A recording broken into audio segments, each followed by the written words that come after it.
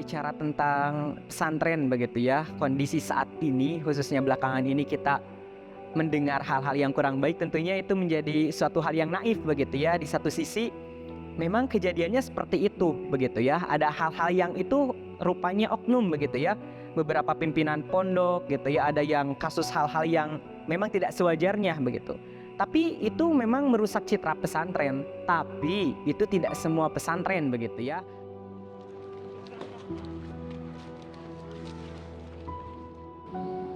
Saya itu setelah menimbang, memperhatikan, melihat dan lain sebagainya kondisi saat ini, betul saya sedih dengan kondisi saat ini.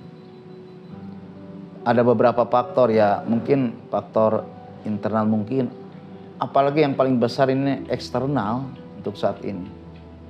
Jadi pesantren ini termarginalkan, pesantren ini dianggap sebelah mata. Apalagi saat sekarang pesantren ya Allah lagi diuji oleh Allah ini. Lagi diuji.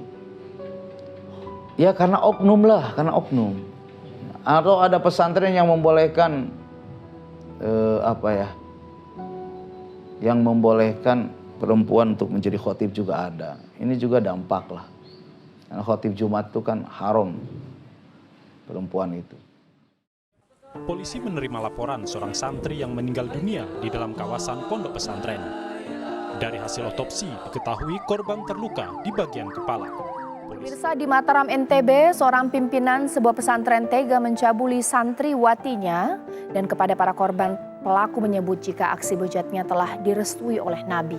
Sebanyak 4 pendidik di sebuah pondok pesantren di wilayah Depok, Jawa Barat diduga memerkosa santriwati. Korban kasus dugaan perkosaan ini diduga mencapai belasan dan sudah berlangsung lama. Namun baru dilaporkan oleh 3 korban pada 21 Juni lalu ke Polda Metro Jaya. Saudara, tim investigasi Kementerian Agama menemukan sejumlah fakta saat mendalami dugaan kekerasan yang berujung meninggalnya seorang santri di pondok.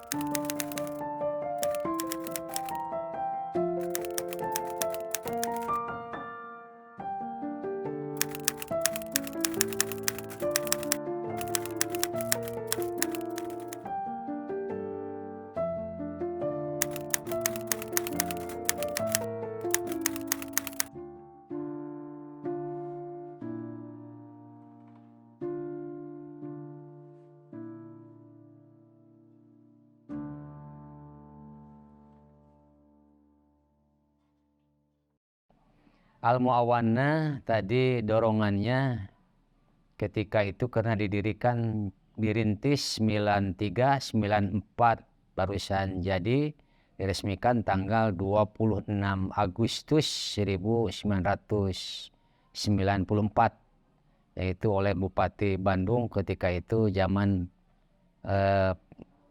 Bupati Hatta Jati Permana. Alhamdulillah sampai saat sekarang hampir ya 1/4 atau 30 tahun lah berdiri, alhamdulillah.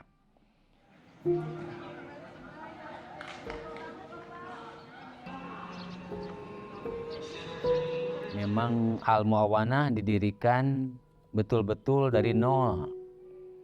Mulai pendirian fisik bangunan, waduh sama sekali tidak punya ini, hanya bangkit dari masyarakat. Mengambil pasir, batu, segala macam material pembangunan ya diolah, malahan dikerjakan malam-malam oleh masyarakat. Kalau dulu di sini jadi santri sudah ada, malahan mondok di rumah kiai, itu bangunan belum ada. Nah, itu didirikannya seperti itu. Jadi didorong oleh santri dan orang tua dan masyarakat berduyun-duyun membangun pondok untuk ruang belajar para santri. Itulah Al-Mu'awanah, sejarahnya begitu. Makanya dinamakan Al-Mu'awanah. Jadi awana yu'awinu, Al-Mu'awanah itu saling menolong, saling menolong.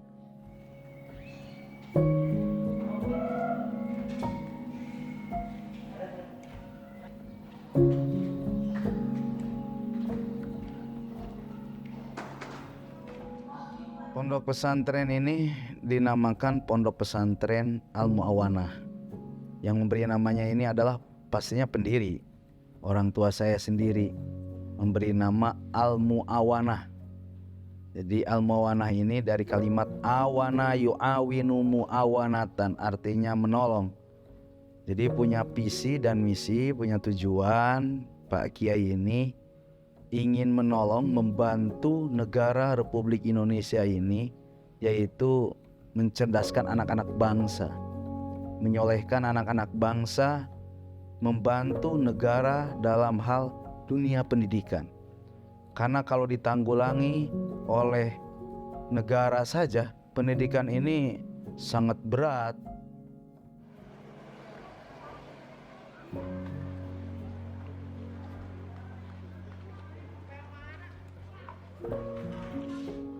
Nah, kemudian kami belum ada tenaga pengajar ya, di jamaah Desa Biru dikumpulin siapa yang mampu untuk mengisi. Alhamdulillah.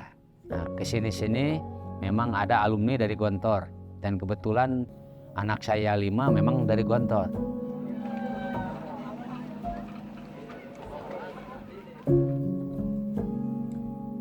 Kalau melihat yang Bapak lihat keadaan masyarakat Desa Biru, awalnya yang kemampuan warga masyarakat Desa Biru tadinya susah siapa yang kuliah. Satu desa yang kuliah bisa dihitung. Ya, apalagi pemanya yang menyandang gelar sarjana sulit sekali di Desa Biru karena keadaan faktor ekonomi masyarakat Desa Biru.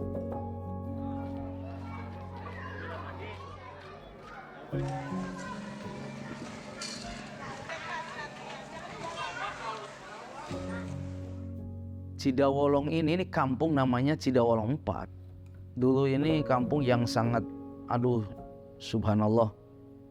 Ini betul-betul perlu dakwah di sini karena memang masyarakatnya dulu itu yang sangat gersang sekali akan agama.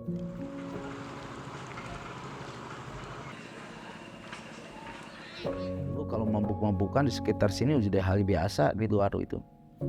Kemudian perjudian, kemudian ya kemusyrikan banyak. Maka Bapak ini sangat luar biasa visinya, keinginannya supaya ingin berdakwah di kampung ini menjadi kampung yang baik. Maka didirikanlah pondok ini, minimal tadi kampung ini menjadi kampung yang baik. Kemudian menyebar lagi supaya di desa ini menjadi desa yang baik.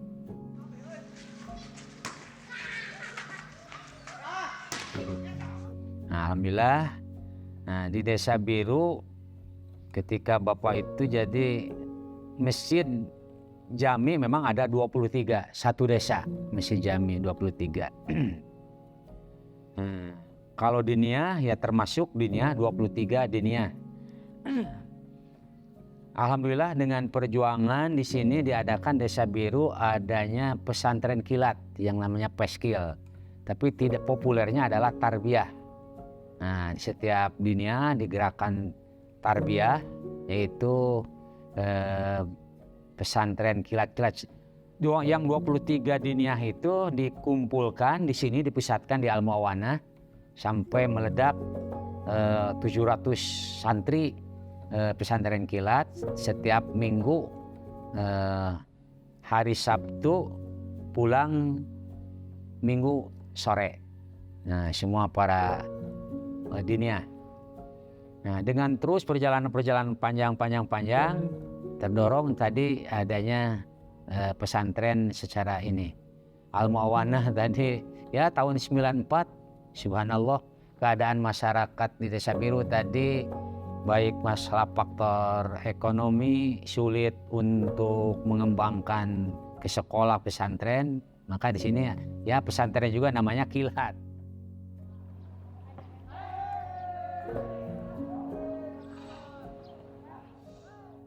Dan kemudian di sini ada Bapak menggerakkan membangun agama sekaligus membangun negara Republik Indonesia. Nah, dengan sama-sama caranya lulugu agama dan pemerintah, RT, RW sama-sama dengan, kalau tingkat Korea RT dengan ketua jamaah DKM, RW sama terus sampai tingkat desa dengan kepala desa bersama-sama jadi satu tujuan. Alhamdulillah ini hasilnya kebersamaan masyarakat Desa Biru, lulugu agama dan lulugu pemerintah bersamaan, ya hasilnya sekarang alhamdulillah. Alhamdulillah. Pasti setiap lembaga punya visi dan misi. Visi Al-Mawana ini adalah mencetak anak didik ini agar menjadi anak-anak yang soleh. Kemudian selain soleh juga berilmu. Selain berilmu,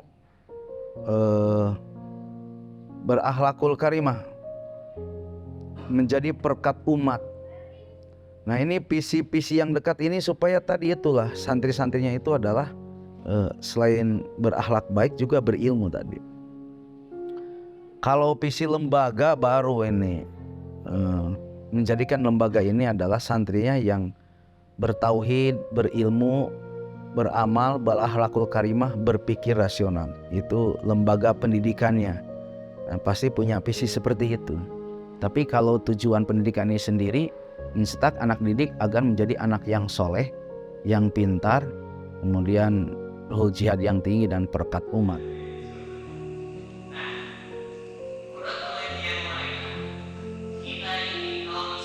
Sistem yang dipakai oleh Pondok Pesantren Modern ini adalah terintegrasi dengan 3 sistem. Satu salaf, yang kedua adalah modern gontor, dan yang ketiga adalah Kementerian Agama. Nah itu supaya lebih bagus lagi lah santrinya gitu. Ini pengalaman hasil basic saya juga dengan Pak Kiai, pengalaman ya digabungkan aja lah. Nggak murni gontor, modern, nggak murni salaf, juga nggak pondok yang hanya di dalamnya ada sekolah, enggak, jadi dipadukan. Kalau otaknya sudah wah ini menunjang, wah keren sebetulnya. Keren sekali. Nah itu sistem yang dipakai di Al-Mawana. Karena memang Pondok Pesantren Modern Al-Mawana ini menganut 3 sistem begitu ya. Dari kombinasi adanya Kementerian Agama, kurikulum Kementerian Agama, di mana kita juga belajar tentang tidak hanya tentang keagamaan, tapi lebih dari itu kita juga belajar ilmu secara murni begitu, baik itu geografi, matematika, fisika, kimia dan sebagainya juga. Kemudian yang kedua juga ada materi salafnya begitu. Jadi selain daripada kita fokus untuk mengejar ilmu keduniawian, kita juga di sini belajar tentang materi salafnya, di mana kita juga belajar kitab kuning pada waktu maghrib, setelah maghrib dan juga setelah subuh. Dan yang terakhir yaitu kita juga mempunyai sistem pendidikan seperti pesantren gontor, di mana setiap harinya santri itu wajib berbahasa Arab ataupun bahasa Inggris begitu, dengan jeda per 1 minggu sekali itu ganti bahasanya. Dan ini merupakan hal yang unik begitu dan tidak ditemukan barangkali di pesantren yang lainnya begitu, karena mungkin setiap pesantren juga memiliki ciri khas atau keunikannya tersendiri, dan yang unik di sini yaitu gitu adanya 3 kolaborasi tersebut sehingga membuat santrinya itu tidak jenuh begitu, karena banyak referensi kegiatan, dari satu kegiatan ke kegiatan yang lain itu cukup padat begitu, sehingga tidak ada waktu untuk memikirkan rumah ataupun ingin pulang begitu ya, karena memang di sini padat begitu.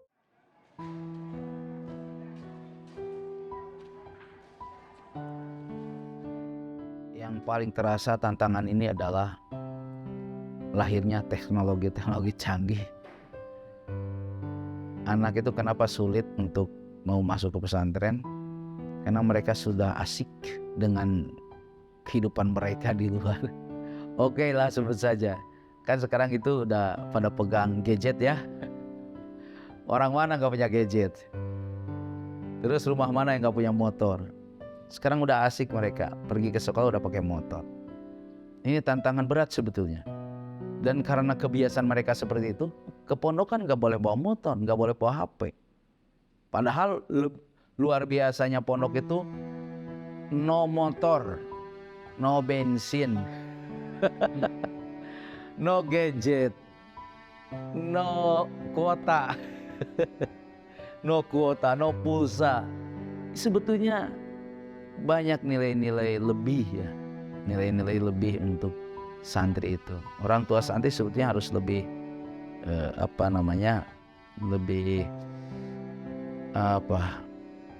lebih mementingkan pendidikan pesantren itu karena memang kelebihannya seperti itu. Tapi ya ini sulit sekali dan ini adalah tantangan.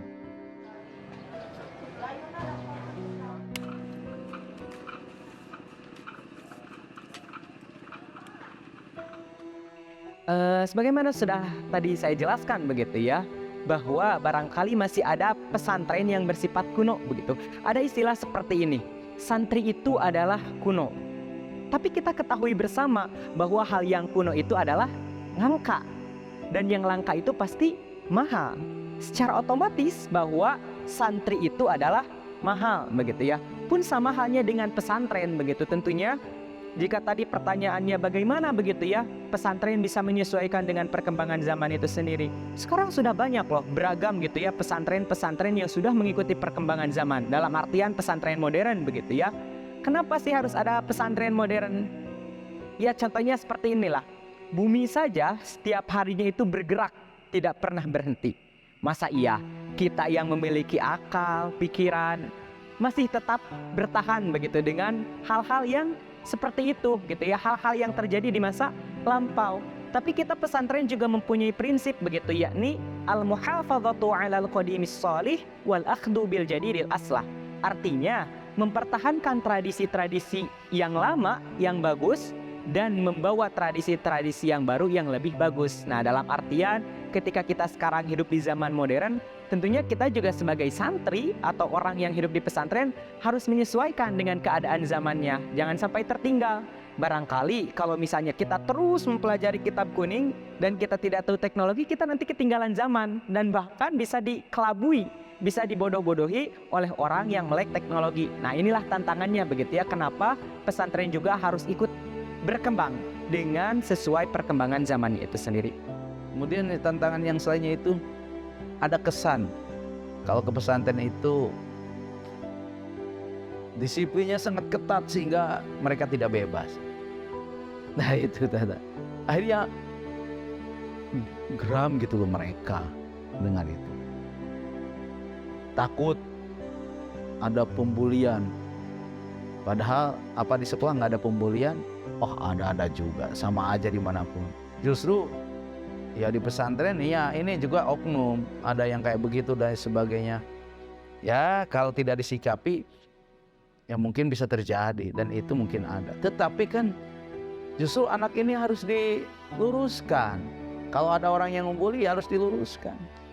Maka itulah pendidikan. Kita itu sebetulnya capek mendidik mereka, tapi itulah kewajiban kami.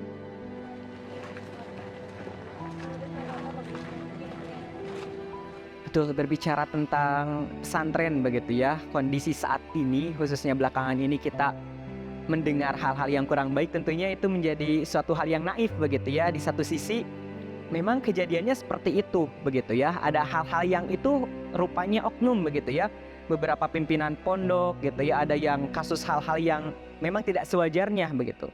Tapi itu memang merusak citra pesantren. Tapi itu tidak semua pesantren begitu ya. Hanya beberapa pesantren saja. Tapi di satu sisi yang lain, pesantren justru lebih banyak nilai positifnya dibanding dengan nilai negatifnya itu sendiri. Kayak gitu ya. Karena mengapa? Karena di pesantren itu kita tidak hanya dididik secara intelektual saja. Akan tetapi lebih dari itu kita juga dididik secara spiritual. Kemudian bagaimana caranya mandiri, bagaimana caranya nanti terjun ke masyarakat, begitu. Itu sih kalau menurut saya pribadi tergantung kepada stigma atau perspektif masing-masing lagi begitu ya, kembali lagi. Karena memang ada yang seperti itu dan itu memang tidak banyak begitu. Dan lebih banyak lagi pesantren mungkin di seluruh Indonesia. Di Jawa Barat saja itu pesantren sekitar 3.000-4.000 begitu ya, kurang lebih, apalagi di seluruh Indonesia begitu. Hal yang seperti itu barangkali menimpa terhadap 1 atau berapa persen lah, tidak akan lebih dari 10% ya begitu. Jadi akan tentu lebih banyak yang memiliki sisi positifnya dibanding dengan sisi negatifnya. Untuk itu barangkali, untuk saran barangkali ya kepada seluruh orang tua, jangan khawatir untuk memasukkan anaknya ke pesantren begitu ya, karena ya setiap pesantren punya kelebihannya masing-masing, hanya yang perlu digarisbawahi adalah memilah dan memilih mana sih pesantren yang memang kualitasnya bagus dan memang sudah terpercaya begitu di khalayak masyarakat itu sendiri. Jadi akhirnya dampak-dampak kayak gini, kok kenapa ya pesantren yang mengajarkan ilmu agama tapi kok prinsip-prinsipnya seperti itu? Ini ada. Atau karena mungkin di media sosial, di layar kaca, aduh ini karena oknum-oknum inilah sehingga orang jadi tidak suka mau memasukkan anaknya ke pesantren. Padahal pesantren itu adalah lembaga pendidikan yang sangat luar biasa kalau untuk mencetak anak didik atau mencetak anaknya menjadi anak yang soleh, itu luar biasa. Ya, tapi begitulah, ini adalah ujian. Tapi saya gebrakan tetap saja, kalaupun ada hal-hal yang sifatnya negatif terhadap pesantren, saya tetap akan terus berjuang untuk bangsa ini, yaitu dengan tetap mempertahankan kualitas pesantren ini. Sekalipun sampai berapapun orang itu santri, kami tetap akan ajari mereka. Dan ini adalah perintah Allah dan Rasulnya. Tetapi kualitas juga tidak bisa untuk lebih optimal kalau tidak didukung juga dengan kuantitas. Iya, berbicara kualitas tanpa kuantitas yang sulit. Memang Bapak sering berdoa kepada Allah, harapannya kepada anak karena usia Bapak ya sebagai pendiri Al-Mu'awana. Alhamdulillah ada yang dua dari Mesir, kemudian kemarin mungkin Ustadz Nasir yang sebagai pimpinan pondoknya sekarang sudah dilepas lah. Jadi harapan sudah amanat kepada keluarga, ini teruskan perjuangan pesantren periode Bapak sekian nanti sama anak-anak.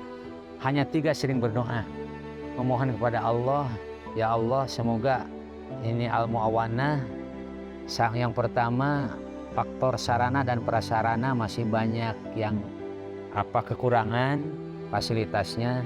Nah ini masalah sarana dan prasarana. Kedua, semoga ya Allah memberikan kemampuan kami dan keluarga mengurus pesantren ini sehingga berkualitas. Nah, dan ketiga, mohon kepada Allah, ya Allah memanggil calon-calon santri yang ingin masuk ini dalam faktor kuantitas di kalangan santri yang masuk. Harapan saya ke depannya untuk Pondok Pesantren Modern Al-Mu'awana, yang mana saya berterima kasih kepada Pondok Pesantren Modern Al-Mu'awana yang mana telah memberikan kepada saya ilmu, dan saya mempunyai harapan ke depannya semoga pondok ini lebih maju ke depannya dalam ataupun di era perkembangan zaman yang sangat pesat gitu. Apalagi zaman sekarang itu kabar-kabar pesantren itu mungkin sudah banyak yang mungkin jauh dari pondok pesantren dikarenakan ada berbagai pihak yang mungkin menyilang ataupun bukan pada jalan pesantren.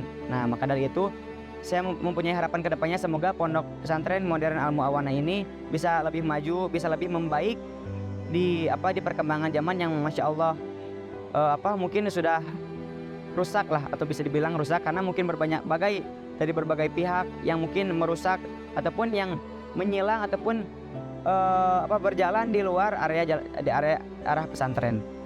Buat harapan Naura, buat Pondok Pesantren Al-Mu'awana kayak bisa lebih baik lagi, dan cita-cita gitu ya buat kayak membanggakan kedua orang tua bisa lulus gitu. Banyak ya rata-rata anak itu gagal dalam seperti 2 SMP itu udah mau keluar atau bentar lagi lulus dia mau keluar, kayak soal banyak sih pertemanan nggak betah karena pembelajaran sistemnya gitu nggak betah, terus pakai bahasanya gitu. Jadi harapan kayak bisa lulus di sini terus bisa menguasai belajar bahasa Arab, bahasa Inggris. Maka kami berdoa kepada Allah selalu, ya Allah, kalau berdoa itu berikanlah pondok kami ini ya santri-santrinya yang banyak kuantitasnya itu, sehingga pondok ini bisa menjadi pondok yang berkualitas, tapi mudah-mudahan juga fasilitasnya juga bagus. Ya Allah, berikan fasilitasnya, kualitasnya, kuantitasnya ini tiga selalu dipanjatkan doa oleh para pendiri, para ustadz-ustadz, pimpinan pondok dan semuanya anak-anak santri di sini selalu berdoa itu.